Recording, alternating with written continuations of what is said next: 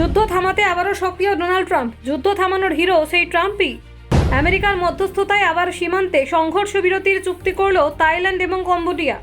2 মাসের মধ্যে এ নিয়ে দ্বিতীয়বার। দীর্ঘ 3 সপ্তাহের ভয়ানক সংঘাতের পরে শান্তির পথে হাঁটল থাইল্যান্ড কম্বোডিয়া। সীমান্ত যুদ্ধে পড়ল ইতি। অবশেষে সংঘর্ষ বিরতিতে সই করল ব্যাংকক নম পেন। পান্না ত্রিভুজ নিয়ে যুদ্ধ থামল। বন্দি সেনা মুক্তির প্রতিশ্রুতিও দেওয়া হলো। ট্রাম্পের মধ্যস্থতায় হলো যুদ্ধবিরতি। অস্ত্র নামালো থাইল্যান্ড এবং কম্বোডিয়া। গোলাগুলি থামিয়ে হলো করমর্দন। 3 সপ্তাহের মধ্যে উত্তেজনার পর মিলল স্বস্তি। যুদ্ধবিরতিতে সম্মত হলো 2 দেশ। দেখুন, টানা 3 সপ্তাহ ধরে চলা উত্তেজনাপূর্ণ সীমান্ত যুদ্ধের পর অবশেষে সংঘর্ষ বিরতিতে সম্মত হলো দক্ষিণ পূর্ব এশিয়ার 2 প্রতিবেশী দেশ থাইল্যান্ড এবং কম্বোডিয়া। গত 27 ডিসেম্বর সকালে 2 দেশের প্রতিরক্ষা মন্ত্রীর স্বাক্ষরে এই চুক্তি কার্যকর হয়। দুপুর থেকে যুদ্ধবিরতি কার্যকর হয়েছে বলে যৌথ বিবৃতিতে জানানো হয়, যা দীর্ঘদিনের সংঘাতের আবহে এক গুরুত্বপূর্ণ স্বস্তির বার্তা দিয়েছে।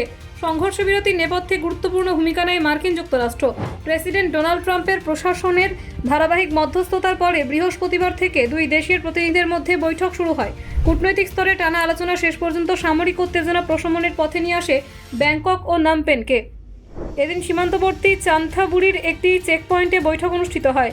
সেখানে উপস্থিত ছিলেন থাইল্যান্ডের প্রতিরক্ষা মন্ত্রী নাত্তাফন নার্কফানিট এবং কম্বোডিয়ার প্রতিরক্ষা মন্ত্রী টি সেইহা।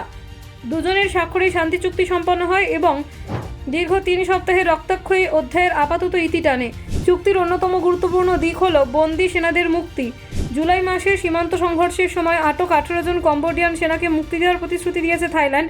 একই সঙ্গে ভবিষ্যতের অপরে স্থল এবং আকাশসীমা লঙ্ঘন না করার বিষয়ে ঐক্যমত্যে পৌঁছেছে দুপক্ষ।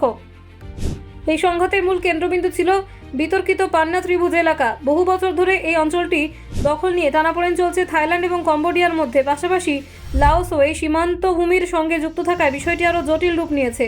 1962 সালে আন্তর্জাতিক আদালত এই এলাকায় মালিকানা সংক্রান্ত যে রায় দিয়েছিল তার অনেকটাই কম্বোডিয়ার পক্ষে ছিল। তবে সেই রায় আজও পুরোপুরি বাস্তবায়িত হয়নি। ফলে সময়ের সঙ্গে সঙ্গে সীমান্ত উত্তেজনা অবিশ্বাস আরও বেড়েছে। চলতি বছরের মে মাসের শেষ দিকে পরিস্থিতি নতুন করে ঘোরালো হয়। অভিযোগ ওঠে কম্বোডিয়ার সেনা বিতর্কিত এলাকায় শিবির এবং পরীক্ষা নির্মাণের কাজ শুরু করে। সেই তৎপরতাকে নিজেদের নিরাপত্তার জন্য হুমকি বলে মনে করে থাইল্যান্ড। এরপর জুলাইয়ের গোড়ায় 2 দেশের সেনাবাহিনী সরাসরি সংঘর্ষে জড়িয়ে পড়ে। সীমান্ত এলাকায় গোলাগুলি ও বিস্ফোরণের ঘটনায় দুপক্ষের একাধিক সেনা এবং অসামরিক নাগরিক নিহত এবং আহত হন। এই রক্তক্ষয়ী পরিস্থিতি গোটা অঞ্চলে উদ্বেগ বাড়িয়ে তোলে। সংঘর্ষ চলাকালীন সময়ে ওয়াশিংটন সক্রিয় মধ্যস্থতার ভূমিকা নেয়।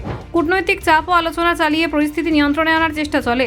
এর ফলস্বরূপ অক্টোবর মাসে প্রথম সংঘর্ষ বিরতি উদ্যোগ দেখা যায়। 26 অক্টোবর মালয়েশিয়ার আসিয়ান সম্মেলনের ফাঁকে ডোনাল্ড ট্রাম্পের উপস্থিতিতে থাইল্যান্ড এবং কম্বোডিয়ার মধ্যে একটি সংঘর্ষ বিরতি চুক্তি স্বাক্ষরিত হয়।